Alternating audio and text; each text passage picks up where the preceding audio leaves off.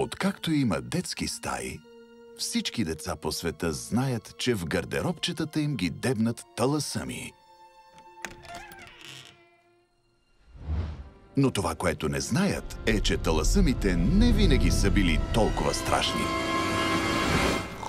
Няма да отида на училище, не съм облечен. Първо е трябвало да учат за това. Университет за таласъми. Добре де!